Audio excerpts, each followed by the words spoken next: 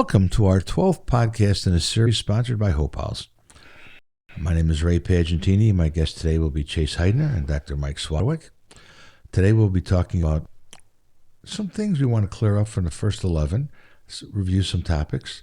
Number 2, Mike will be talking about the different classifications of grief, and I'll be interjecting some information on what I've learned from the Lakota people about grief and Lakota grieving. So with that, I'm just going to turn it over to good morning, Chase. Good morning, Mike. And Mike, it's your floor. Well, good morning, everybody. I, every week before we start, I go back and look at what we've talked about. And because this is the 12th one, I thought it might be appropriate for us to talk about or review some of the things very briefly, some of the things we had discussed in prior podcasts. And which led me to a question before I begin. The question is, what would happen if I, Chase, or whoever, never went to therapy? What would happen? And the answer is I don't know, but I have a feeling I know it wouldn't be good, for me anyway. And in a few podcasts ago, we talked about education in one form or the other, which led me to this idea is how do we teach ourselves? And I've been teaching myself through this podcast of late. And the main thing that I came up with right now is a lot of times we don't know what we don't know. And that's become an adage for me because I had no idea.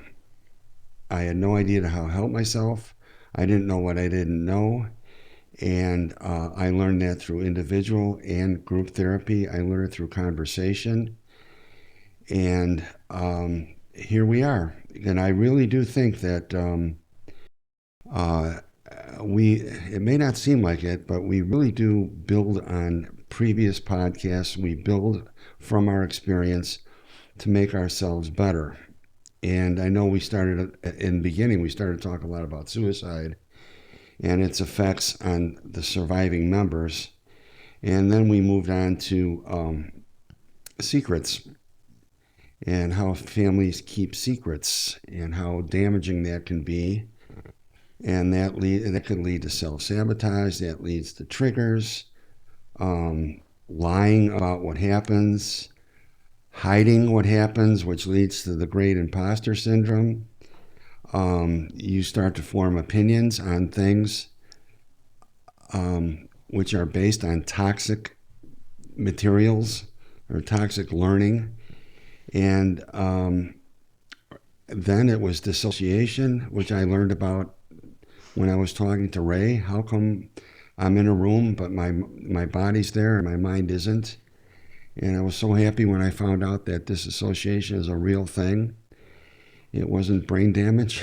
And that lead me to hypervigilance, which is the acute awareness of things going on around you because of what had happened to you. And last week we talked about Piaget's theory of cognitive development. And I was thinking on the way here what that means. And I went through the various stages last time. I think there were 5. And I started talking about it occurred to me in the car that when you're 16 years old and you're in school and you're called fat, ugly, stupid, whatever you're called every single day, how does your mind process that? And how do you fight that? How do you overcome that? And for some people, they can't overcome it. And they take themselves out. On some extreme cases like Columbine incident, they bring a gun to school and they're going to get even with everybody because intellectually and emotionally, that's where they're at 16 and 17 years old. So we can talk more about that, but it amazes me. We go on and on. We build every week, which is great. And we did spend a significant time on trauma too, which you forgot to mention, but that was one of the things you talked well about. And before we get into the classification of grief, I think it's pretty important that we look at 3 definitions. 1, grief, basically the feelings that come with the loss of something or someone, because you can grieve with losing a job. Number 2, grieving, what people do with those feelings. Grieving can be viewed as the time of a tragic opportunity, which may lead to deep personal growth and self-awareness. And I'll stop right there and I'll ask both Chase and Mike, what was the deep personal growth you got, if you did, from your process of grieving? And then mourning is the last one, is the cultural and the public display of grief through your behaviors. And sometimes those meld into each other. But the question to you guys, what kind of deep personal growth insights did you get? Who'd like to go first? Chase? Mike? You ready? Sure. I think we've talked about that. All right. The way that I would be responding is kind of how I have talked about it prior, and when we talked about post-traumatic growth. There's a lot of those categories of just really realizing how valuable and how fragile life is. When I went through, I lost my boyfriend at the time. I was 20 years old, so I didn't have a fully developed brain yet. I still was, a big risk taker. I was a speeder in my car, and I'd weave in and out. And when I lost him, he was such a someone who was, Superman. Like no one could ever hurt him. He could jump off anything or like do flips on a wakeboard or on a snowboard and fall and be fine and all this different stuff. But so in that process, if I may stop you for a second, but in that process, did any of your mental capacities or anything go back to the fact of when you lost your babysitter? Did any of those things, like a wave, come roaring out of the past and overwhelm you at all? Or was it two separate entities? Not that there's an either or, but I just wonder if that buildup of that, and then being older at age 20, and then realizing that what happened might have been something different than what you were told. Did any of that connect? Any of that have coherence with you? Maybe not so much for when I lost my boyfriend, because it was so impactful that's all. It was just all consuming. That's all I would focus on. Actually, recently I went to a funeral for a family member, like an uncle's brother, right? And there was a little girl there, and it was his daughter, and she was right around the same age as when I lost Cole, my babysitter. And she was just sitting there holding her knees, looking at the slideshow, and that took me back to that moment when I lost my babysitter, because that's what I was doing back after the funeral or whatever. I don't think I went, but I did go to the after, gathering, and I just sat on the couch just like she was sitting, and I just watched picture after picture of her go across the TV. And I knew in that moment, like I was just, sitting there crying, thinking about that, these are all that is left of her. And so I related to that little girl a couple of weeks ago at that funeral. It was good that the girl was there. Part of that. Mm-hmm. I'm getting way ahead of myself, but part of the code of grieving is make sure children are involved from day one. They have to face the death and the horrors that go with it. Too many people want to shelter them, and maybe we can look at one of the experts and talk about being sheltered from that. Yes, I was thinking when you were talking about my thing. I was 6.5 years old. My dad died. He killed himself. I didn't know that. This is all an old story. I'm just talking. I didn't know what happened. So I can't say that I was sad. I can't say that I was mad. I wasn't anything, because he was here and then he wasn't. And how confusing it became for me. That's why I was so fascinated by this Piaget's theory of cognitive development. I lived through those stages because I had that loss, and I didn't know what to do with it. And so I guess I was ashamed.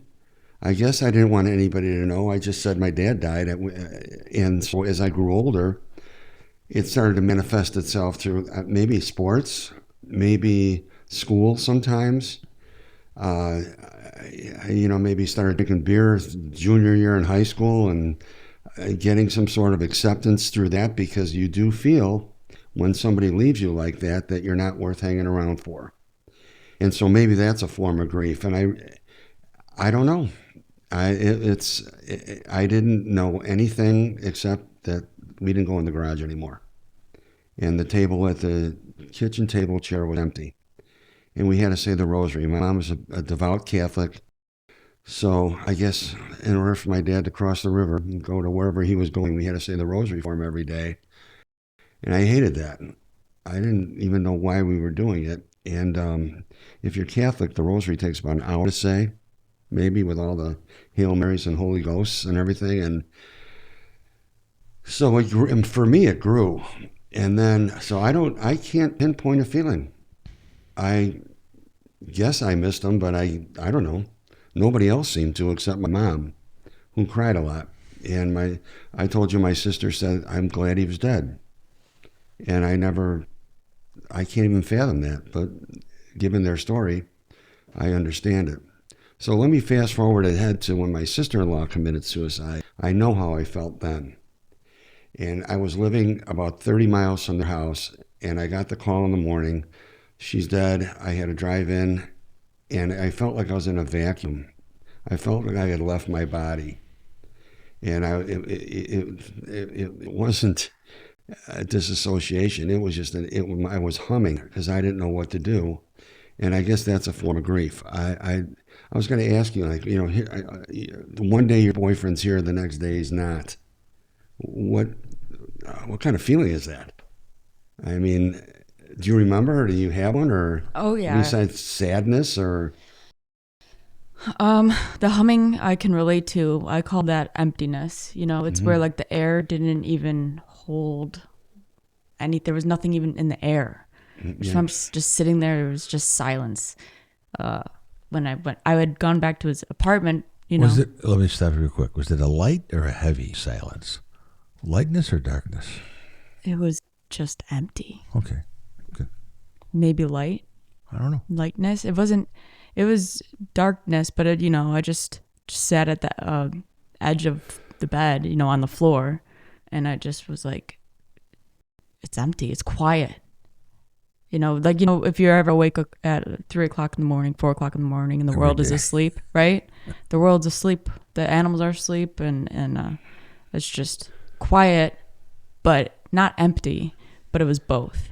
So, yeah. So I think that the seeds of grief were planted in me early, but they didn't grow. When you were I never remember crying for my dad. I remember being angry, saying, you left me hanging here. I don't know what to do with with life because you weren't there to show me. But that's an odd thing, I think. I just never remember I can visualize putting my head in the pillow and crying, oh, Dad. Never. But I do remember, again, repeating myself quickly, I do remember being a little bit angry, and that sense of abandonment grew in me. And that was a giant tree, and all the branches that came out from the abandonment tree led to the, low self-esteem, self-deprecation, you're not good enough, the whole deal. I guess that's redundant, but the whole deal. Did you have that sense of abandonment at all? With both or either? Either, yeah. Yeah, with both.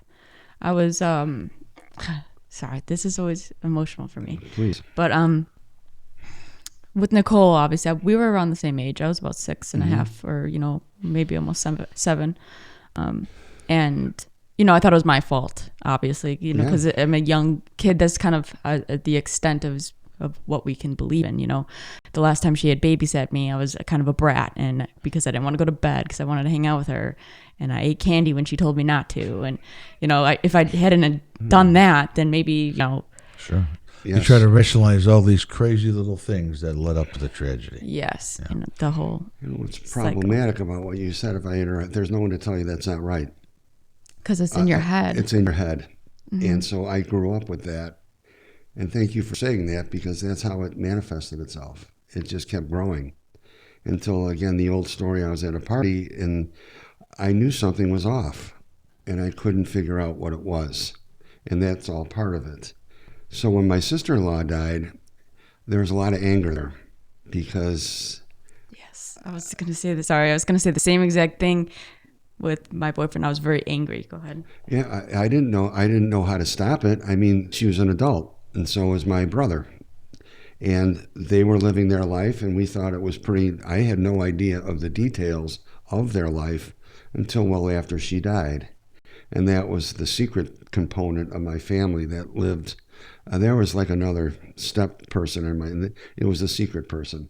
You don't talk about it, and it'll make it all better, which it didn't. And so that was that. And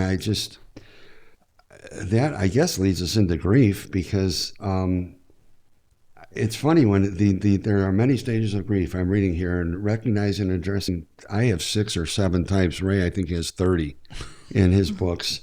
And those anticipatory grief, you're aware that you will suffer an imminent loss, but it hasn't taken place yet. And that's if you're caregiving or someone's in hospice that you know. That's it. They're done, but you have to wait until it actually happens. And then there's absent grief, which affects. Can I stop you there real quick before absent? Yeah. I was at a wake last night. Very good friend, 50 years. He knew he was going. And I got there real early, but they opened it up, so I talked to his wife at length, and she said, no, he went peacefully. He accepted the fact that he was moving on. He lost his legs to diabetes. Oh. And here's a real active guy, great athlete, world-class referee. And the fact that my question to her was, Peggy, I said, did he make peace with everybody? Did he make peace with you? She goes, he was at peace. He said, he knew it. She said the last 2 days were difficult because he was under a lot of pain medicating drugs because the pain was killing him. But she said he made peace. That's good. So you said, what was the first one you said? Anticipatory grief. Okay, yeah. Where they knew it, and that's a classic example. They knew he was coming home. They knew he might have 10 days. They took him off of dialysis after 5, and it was a matter of days. My friend had a brain tumor. He has since passed, but we maintained. I still have his voicemail when he left me and said, I have a brain tumor, because he was good. He would play guitar, and he couldn't play chords anymore. And he played guitar forever.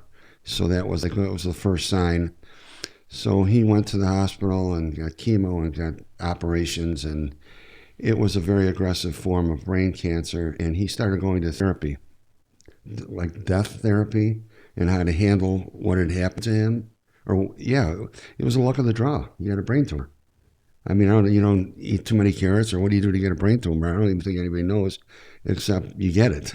And he died, but I remember him telling me that he went to a therapist. He went to a counselor to learn how to do what we're talking about. And I guess that's the way he went out, because the odd thing was he died at the height of COVID. So there wasn't a wake, there wasn't a gathering for him at that time. Celebration of his life. Yeah, he was a great guy. And he was on the board of the Old Town School of Folk Music, and I love folk music, so we had an immediate connection there, and blah, blah, blah. But you know that our baseball coach died. Our baseball coach, Paul, Ray and mine, and I went to he had a living memorial. And I guess that would be a form of anticipatory grief, because everybody was telling jokes about him. And then somebody on the side was talking about his funeral, and he came up to me. He goes, "Don't they know I'm sitting right here, and they're talking about my funeral?" He goes, "What are they, nuts?" And it was. And then 2 days before he died, he was in hospice, and he was out. He was getting ready to die, and his wife said, he can hear you, but he might not be able to respond. And so there was really bad music that was playing. I said, the thing I'm most sorry about is that you have to go out to this bad music. And he kind of twitched, so I knew he heard me. But it was, again, getting back to my own, maybe I was trained, but that whole thing about the grieving for the loss of my father, I didn't do it. And if I did, think about all the other people in your life too. And I do this every night as part of my own personal prayer ceremony. I pray for those who are living, who are left, and I pray for those who are gone. And that list for those who are gone is getting huge. You're young, 26, 28. You're young. Hopefully you won't have as many as we do in to old farts. Well, I've heard that before. They don't call you to go bowling anymore. You tell someone died. Yeah. Those are the phone calls now. I just, the next, we're going over this we'll get back to it, but the chronic grief occurs when someone fails to work through the loss of a loved one, and I really think that was my mom.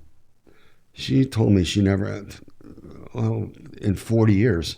What was it? My mom. No, It was the called chronic grief. And Someone fails to work through the loss of a loved one. okay.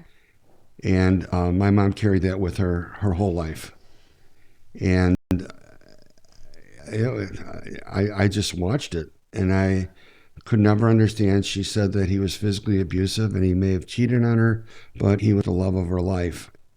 She was the love. Yeah, he was the love of her life. And I never understood that.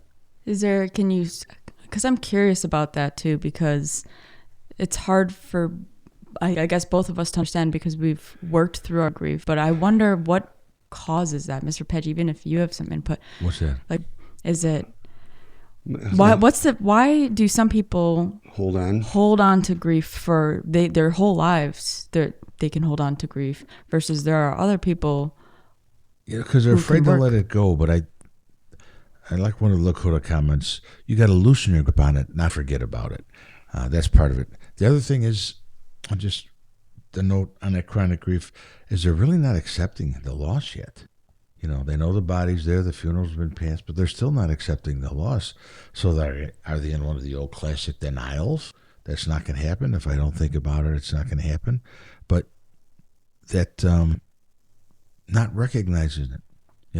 I have a friend who I grew up with who played with us. Mike knows him. Phenomenal. But the day he died, until today, his mother has not changed his room. She's still waiting for him to come back from college. His dad passed and everything else, but it's just, and I don't know if maybe is that a hope? Is that a sign of hope? Maybe that we are going to reconnect now. I said something to my buddy who passed last week when we talked. I said before, I don't like to say the word goodbye. I gave him the Lakota thing about death, people on your name, but I said, Tommy, he said, I'll see you on the other side. And then his wife said, he thought about that all night. He said, who else is going to be on the other side? I said, probably people that are there waiting for him. And a lot of people don't believe that. Death is just, you're done, you move on, you become ashes, you go back to the earth. I don't know. I think that there's just some other higher power, creator, God, whatever you want to call him, Allah, Buddha, something out there that help people get through a lot of that. And that chronic grief it's almost like you're stuck. It's like an addiction. In a sense, I think my mom was addicted to grief, and her nickname was Bad News Bern because that's all she ever talked about. She'd call you up, somebody else died, someone fell down, someone did this, but she had to set the world record for going to wakes, and I don't know why. She went to the wake place, and then she went to the dinner. She had that dinner at Shabillo's 5,000 times, and then would come home and complain about how lousy the food was. But I think this is resonating with me in this conversation. They focus obsessively on keeping alive the memory of that person that has departed. I mean, there weren't. I had to look for pictures of my dad. I have one in the basement, and there's another one, and that's the only two pieces of photography I know of him that I have. And yeah, what would your life be like if you said, okay, you move on? What is that? Is there guilt? One of the third stages in this Lakota process, the woman's name is Teresa Rhonda. She's a grief therapist, and she wrote a book called Complicated Mourning. There he goes. And you missed him. He went that way. And it's recollect and re-experience the deceased. The ability to tell stories, to begin creating memories of the deceased is a significant grieving task. And maybe, going back to your question earlier, maybe they haven't reached that part yet. They don't want to create the memories, or they don't want to relive the stories. They're sort of stuck. Addicted? I don't know. That's an interesting word to use there, but it might fit. Mm-hmm. It might fit, but they just can't move on. But it's a task that they got to they got to deal with so they can move on, and then the next part in that is just relinquishing the old connections, the attachments to the deceased. So do you clean out the room and throw everything out and then never see it again? Or are there a couple certain things that you see? I don't know. I had a friend that You guys are making me think today. I had a friend who did that. Who went down to the basement where it was her husband's, her husband's man cave, and he died of cancer or something. But it was like everything was still there, like he was coming home that afternoon. It was spooky to me, but that was her way to deal with it. That was her way. I had no knowledge of this 6 types of grief that we're talking about. What's funny about telling stories that you just said, I never heard good stories about my dad. He beat my mom, he beat my sisters, he did this, he did that, then he killed himself. We never sat around the campfire and said funny things about my dad, funny stories. Really? That's all I can remember is all the funny stuff. Because comedy was big in our house. Maybe I felt like a traitor if I would have felt sad. Because everybody said how rotten he was a monster, was words that they described. So you kept quiet to protect him? I guess so. I was his kid. I was the oldest. I just think of the stupid things. My mom, God bless her, used to bounce my kids on her chest because it was big. Yeah. And then she would flick her teeth in and out because she had false teeth. And one day she was bouncing the kids and she flicked her teeth out and they fell in my son's shirt. He freaked out. At like 2 years old, he's going, he's trying to pull his teeth out. Oh, it was one of the funniest things. So I can't imagine that not using humor there. None. I don't know why. I do have a good sense of humor. I think I grew up reading Mad Magazine and National Lampoon, and a lot of my humor is sarcastic because of what I read and what I learned. But now that you said that memory thing, never once. My uncle told me one time he was playing center field, and my dad was a pretty good baseball player, and he was playing right field, and he said, yeah, your dad was talking to himself the whole game. And I'm like, did he get any hits? I mean, that seems like kind of a funny memory. And at my wedding, one of the relatives came up to me and said, you look just like your dad. He would have been so proud of you. At my wedding, and that was the first time anybody had ever said anything like that to me about him. From age 6? Huh? From 8? Yeah. How old were you at the wedding? 30. So for 24 years, that was just bubbling on the stove, and finally somebody... The odd thing is I needed a summer job, so I went back to the factory where he was a foreman at the factory, and everybody freaked out because they said I looked just like him. And I got away with murder. It was good for me because they never disciplined me. They never did anything because I was Joe's kid. And but no one said anything. No one said any funny stories about my dad. He used to, they caught him smoking cigarettes when he smoked. Nothing.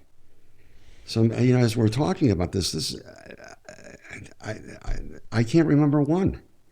And I'm not I'm like wide open to the scenario. I just remember, I talked to someone about my mom. My mom said she lives like a martyr. She's taught you to be. Well, I think part of that too, Mike, is nobody told you about stuff. No. When you were younger and everything, and by them shielding you and keeping you away from that didn't allow those memories to come in. Because I'm thinking that as we talked coming here this morning on the phone, that keeping of the soul ceremony that the Lakota do, I did that for my son. It was difficult. For 1 year, you don't swear, don't do drugs or alcohol, so that's an issue. You're kind to everybody, not a bad. You don't talk about anybody, not a bad word. You don't even use a knife when you're eating. Nothing to, harm yourself or harm others with. And then after that year, you collect all the things. In the meantime, that soul travels the world to make peace with the guys he was in the army with and all the other things. And I got calls from people saying they saw him overseas. I got, guys that would be deployed and come back and said, oh, yeah, we saw him in Afghanistan. It's like, my brother used to see him all the time. He'd call me up. At first, he was freaking out. And then afterwards, he goes, yeah, I saw him again last week at the basketball game. He was in the front row. Give me the finger. I said, well, yeah, that's him. That's your God. That's your godson. But after 1 year, everybody gets a chance to resolve. And then we put a bundle together throughout the year of all the stuff that was his, that was important to him, that had his DNA.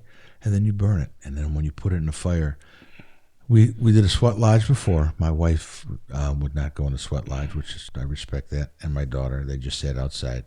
But then when we put the bundle in the fire, just some things happened where it went from black to white smoke. And me being a comedian, I said, "Oh, he's a pope now."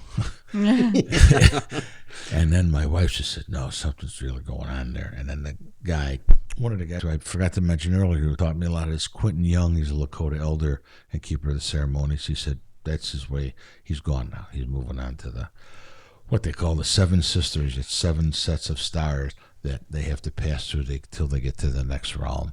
And, I know a lot of people think I'm nuts speaking about it, but I firmly believe in it. That's incredibly powerful what you just said, in my opinion, because I can't imagine that, having to go through that. And when you were talking, I was thinking about what was the turning point for me and I would ask Chase, was there a turning point that like all of a sudden you felt like you were starting to get better from like you allowed yourself to be happy, or you allowed yourself joy?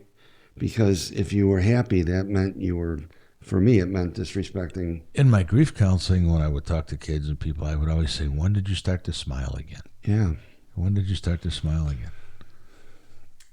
I think that just came slowly. I read that poem last time. Oh, that was phenomenal. Mm-hmm. Yeah. And that's, there was a sense of guilt to all of these things, but they did happen, and I acknowledged them. I knew in real time as they were happening, my first laugh, my first smile, whatever it was.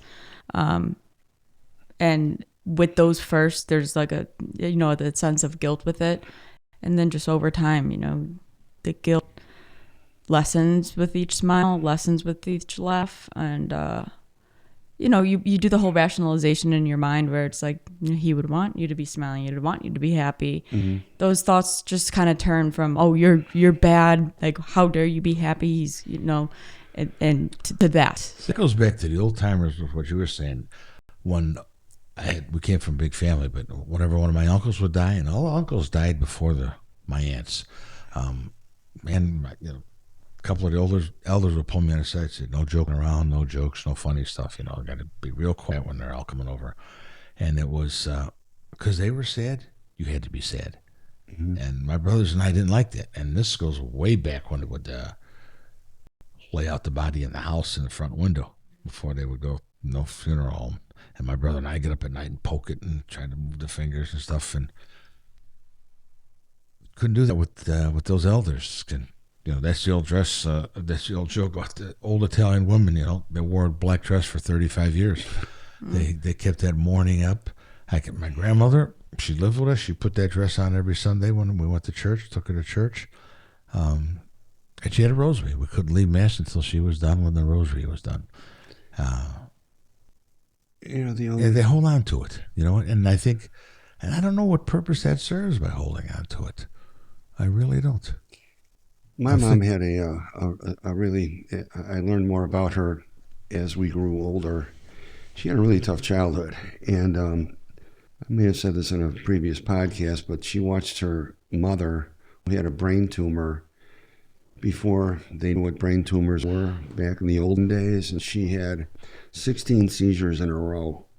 And my mom was standing next to her at like 14, 15, or 16 years old, putting a stick in her mouth so she wouldn't bite her tongue off. And I said, where was everybody else? And she said they weren't home. And I think she was taught to be a mother at a very young age, and she passed that, talk about transgenerational trauma, she passed that on to my sister Roseanne. When she told me that after my dad died, she said to Roseanne, here are the kids. It's your job now. I have to grieve. But when you dig a little deeper, and even today talking about the fact that maybe I never grieved my dad because I felt like a traitor, I never thought of that before, just today. Because everybody they were mad at him, and they were, wherever they were. And you didn't want to disrupt that. No, that was a get along. Even though you had completely opposite feelings at the time. Yeah, he's my dad. He was this guy. I mean, when you're a little boy, you look at that and they always seem like they're 6'6" tall. Yeah, I don't care how big you are and how old you are. It's so funny. I wrote about that. Really? I was in the bathroom and he was in the shower, and I'm not being weird, but I looked at him. He looked like a giant to me. And I just stood there and looked, and I go, will I ever be that big? It was just like he was 100 feet tall. And, I have good memories of him, some of them, and I'm not going to get into them now because there's no need to, but I mean, I just, something just happened inside me, this conversation about that would be why. And I think the only funny story my mom ever told about herself was when she was in high school, someone locked her in a locker, and her brother, Don, was walking by. He thought the locker was talking to him because my mom was locked inside the locker. But my mom was never one to, it was always death, destruction, somebody's sick, somebody did this, somebody's in jail.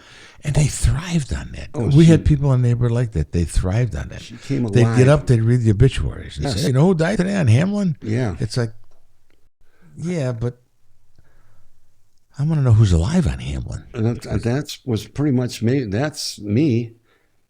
I mean, we have a person I know whose son committed suicide, and I know the mom is heartbroken still. It was a long time ago.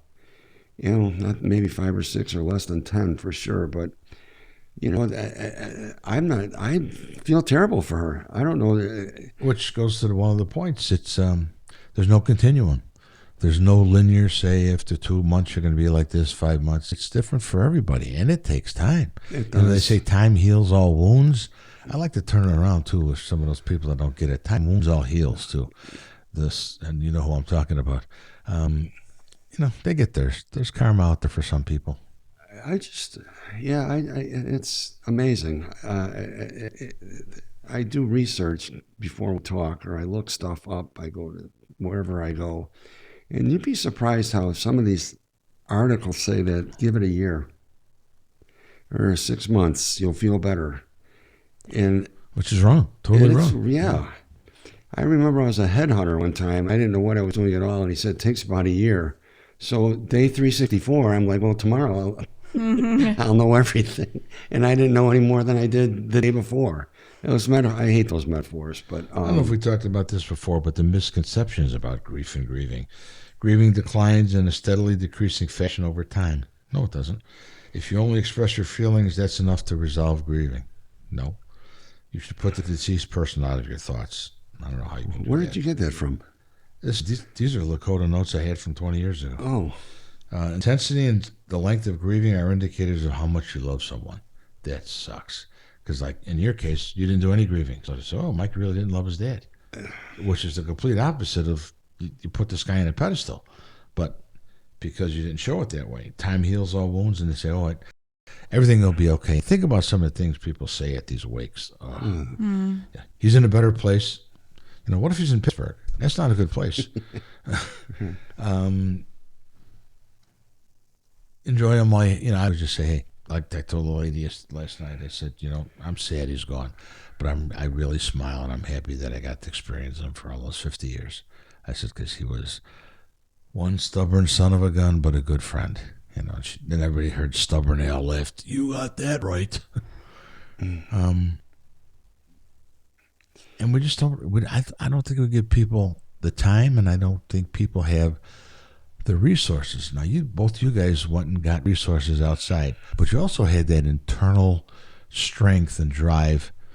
I don't like to use the word to get better, but to grow with it, whereas some people don't. And I think that might go back to answering your question. Why do they hang on to it? Why do they thrive on that? Maybe they don't know any better, and they don't know what resources they have. You get to the certain ethnic families and groups, it's prayer. Worst comes to worst, you just go home and pray. that was my mom. Yeah.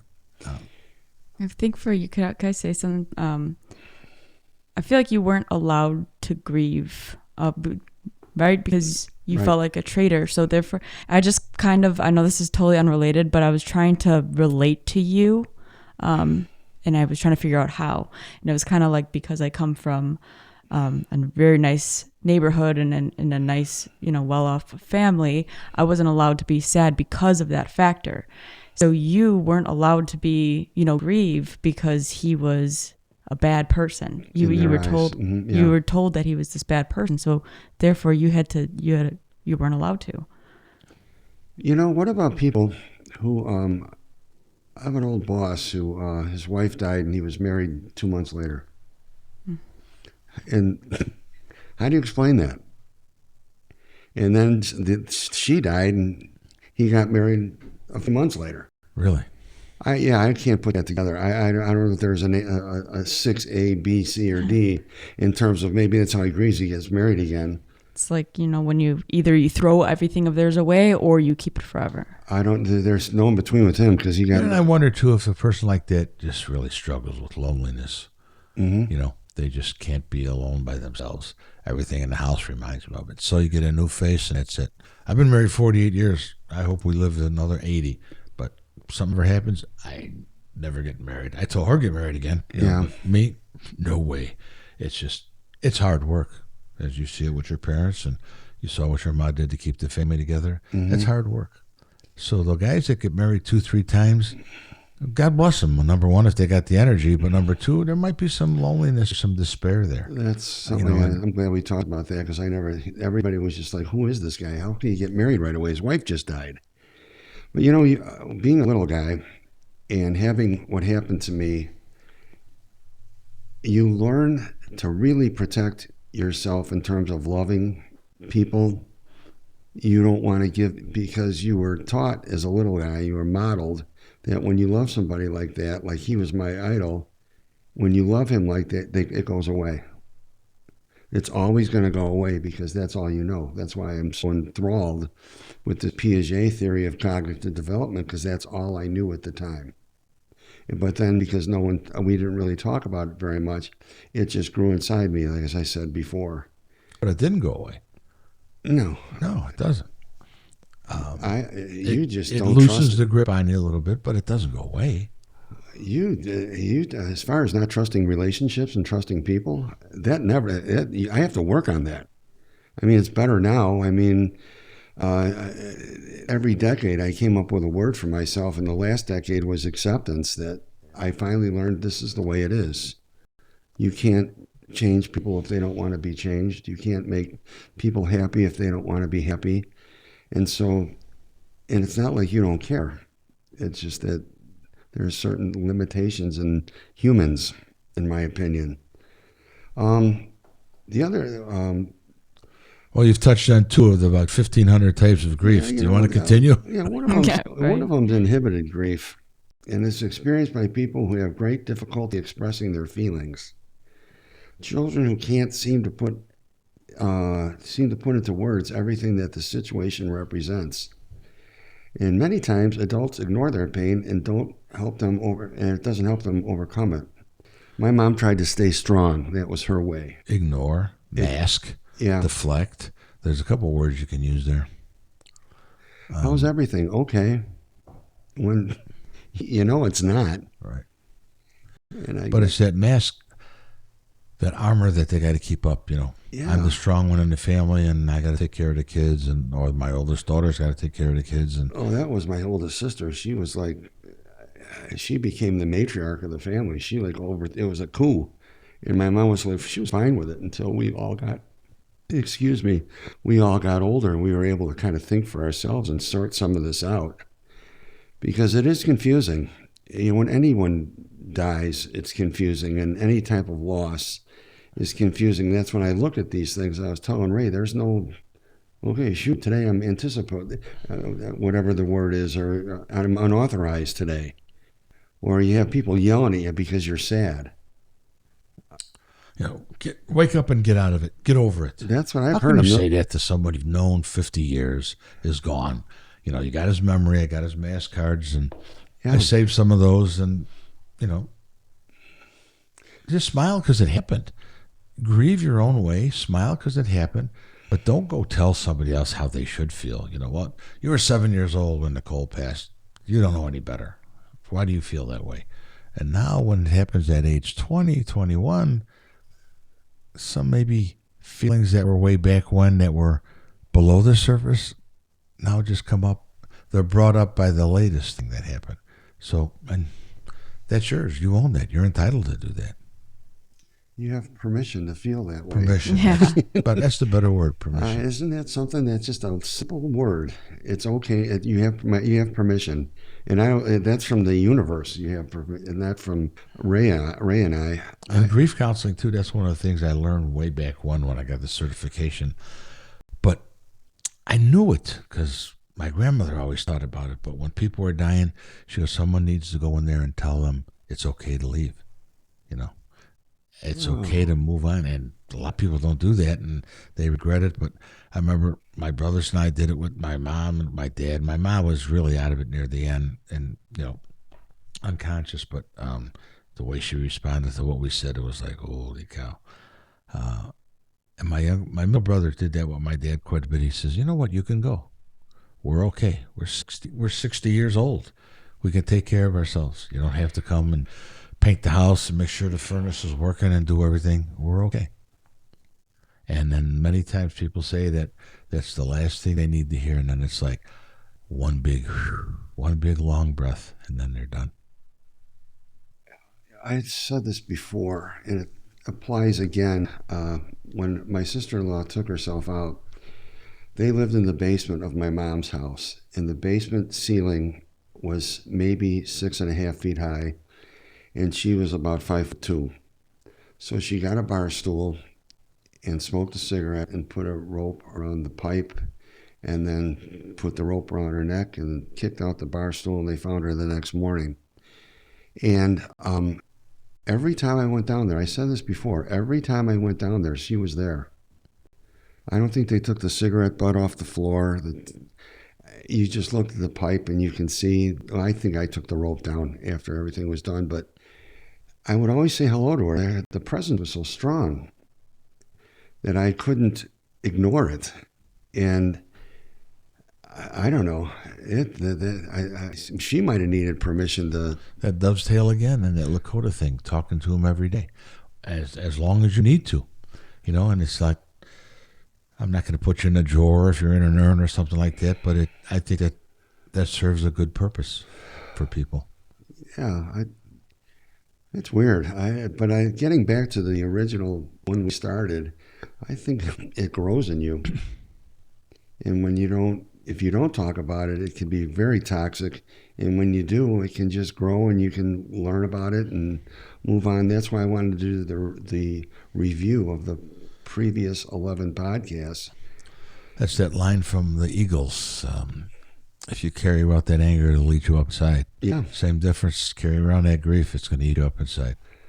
I agree with that. These inhibited grief, unauthorized grief.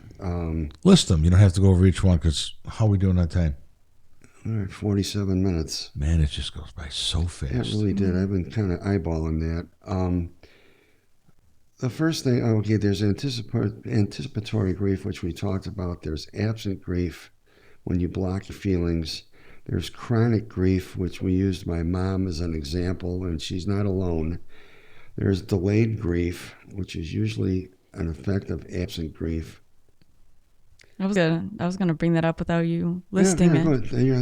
I'll walk you into it. A person may try to ignore their pain, and after a while it reemerges with great force at a time least expected. That one worries me because... Is that when you drive your car through a wall? I don't know. I don't know Right. I don't know what that looks like.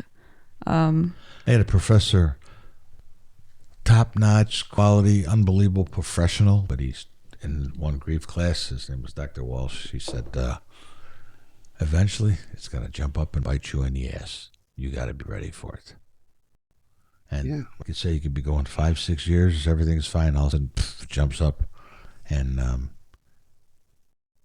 it's something to be concerned, not necessarily worry, because then you might be making mistakes because you're not aware, but it's an interesting one. What do you feel like you delayed? You're Not me, just people oh that I know. Delayed in which way, honey? I'm sorry for calling you honey. No, it's okay. Actually, I had a friend. I don't know. I'll maybe say his name after. It was one of my brother's friends, but he had fallen like on the floor, like on floor level, but hit his head a strange way, and he ended up passing away. And he has a sister in my grade. And, you know, we knew of each other. We weren't like necessarily friends, but we kind of became friends after, you know, she had reached out to me and was like, you know, you're kind of the only person that has something this impactful and grieving, right? In our grade. So we ended up getting lunch eventually, and we were talking about our grieving process, and I was like, yeah, I just went off the rails for a year and a half, and how about you? And she said, actually, I I was fine for a while. I just worked and that's it. And then it hit me after 2 or 3 years, and I was just like, I didn't even know that was a thing, because mine was the opposite. Sure. Just showing that just how individual it is for everybody. When my sister-in-law, I took about a week off of work, and it was, that humming didn't go away for a while. I always felt like it was a humming in my head. And I didn't, I was mad about some things, but then when I went back to work, my boss, who was trying to be nice, he said, I heard Nancy was hanging around your house. And I almost imploded. And I said, I have to go home. It was like too soon to be back in normalcy, because one of the things that I remember when I got the news about her passing, I looked out the window of our house and I got really mad at everybody who were just going to work, saying, how can you be so insensitive? They didn't even know what happened. Sure. But in my head, I was driving, like looking at people going, it's so weird. That delayed grief, I think, it can be problematic, because all of a sudden somebody just goes off. And you don't know why. Yeah. And that's not unique. That can be really problematic. That's why I think even getting back to therapy and go to group therapy, or find someone you can talk to just to get it out of you, because I think that's really important. And I don't even know what that looks like, but for me, it probably saved me, because I talked too much to begin with, and let alone.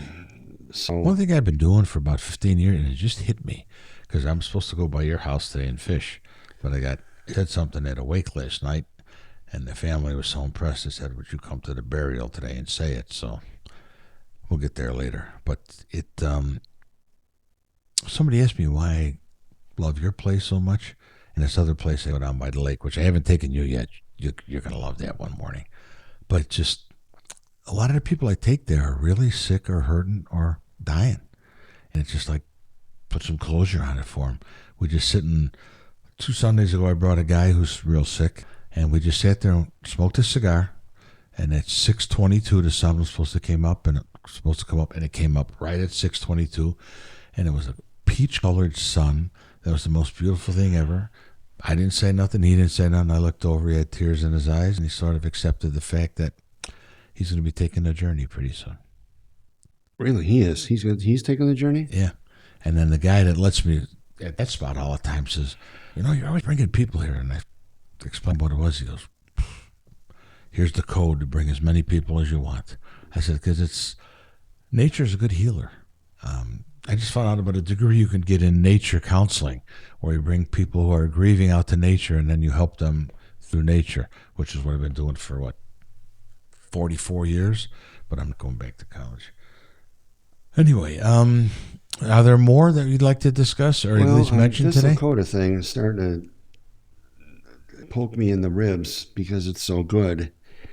And you read it. One of them is relinquish the old attachments to the deceased, and this also goes back to like for post-traumatic stress syndrome. You're not going to be that person anymore prior to the post-traumatic stress. To the stressor, to what caused it, yeah. And so this relinquishing the old attachments kind of resonated in me, given what we just talked about. I love that thing about telling stories. About the deceased. That's a great one. Mm-hmm. And it should be a celebration of life. Like, there have been wakes where everybody just tells stories about how goofy this guy was, or whatever. The real sad days, I remember when I was a kid, you had to be sad, you had to be crying or something else. Nowadays, it's a celebration. People are it should be. Looking at it that way. It is. Don't cry because it happened. smile because it happened. I had this innate sadness that lived with me in a long, long time. As we're talking, I'm remembering this. I used to make cassette tapes with my favorite songs on there. And I gave the cassette tape to this person I knew. And she said, all these songs are so sad. Like, what are you talking about? In retrospect, I wore that sadness and I got divorced. All these things were happening in my life I didn't plan on or didn't think would happen, and they happened. Anything else, Annette, you want to touch on? No, not right now. I want to read it, and we can talk about it next time, because the more I get to know Ray, the more we do this Lakota thing is really appealing to me, because it's so basic, and it helps, And Chase and her brother, you guys came to one of those lodges, right? Yeah. Yeah. Did you go in the sweat lodge? She's Yeah. wide open. How long did you last? We were in there till the end. Yeah, she stayed till the end. Oh, I did too. I had Really? My Yes. brother, we didn't know what the rocks were for. He's the one that picked them out, and he picked out the biggest rocks because he was a young boy. Yeah. He wanted to be cool and pick out the big rocks, which means that the sweat lodge was real hot because Oh, yeah. they were big rocks. Yeah, it was hotter than normal. Because when people came out, that other girl from Barrington was there with you too. What's her name, Jackie? Because when she laid down, I went out, and it looked like her spirit was leaving her body. Oh, And then when I looked up, when I followed the spirit up, there were circling hawks quietly, not screeching. Those It's damn hawks. okay. And then she comes up to me the next day. Her mother called me 2 days later. What did you do? I said, what do you mean, what did I do? She goes, she quit working for this place, and now she's going to the Amazon to work on saving this fish. I think I forget the name of the fish, but you catch one a month, but feeds the village for a month. They're like 9 feet long. I don't know how much they weigh. And she goes, you and that Indian crap. She goes, she had a great job at one of the big advertising places downtown. Big money too, but she said, I don't want to do that anymore. And so the mother still blames me for her daughter changing. And I still keep in touch with her. She's 51 years old, 2 beautiful kids. And she was at that lodge you guys were at. It was like you just saw all that steam coming off. That was powerful. Wow. You guys are talking about this last thought popped in my head is you really need to keep an open mind to heal and to, I don't want to use the words get better, but just, I told somebody when I went to see Lisa, the astrologer, they almost fell That's off. what we got to get you with, the astrologer. How could you do that? What do you know? And they thought I was going to go to, Lisa said her family did an intervention. They thought she was in a cult because she's doing astrology readings. And that's how I felt this day. And now introducing Lakota and some of the other healing EMD and these other things I've never heard of before, you really need to keep an open mind because they can, for me, they're working. They're helping me to get better. And that's always a goal, is to get better and to keep learning. So that's how I'm going to end my little spiel today. And you have the ability to carry good medicine with everybody. I've told you that for a long time. You do? People look at you and want to tell you their whole life story. And I know you're with Heidner Properties and you're going to be fantastic and make millions and do little things to change the world.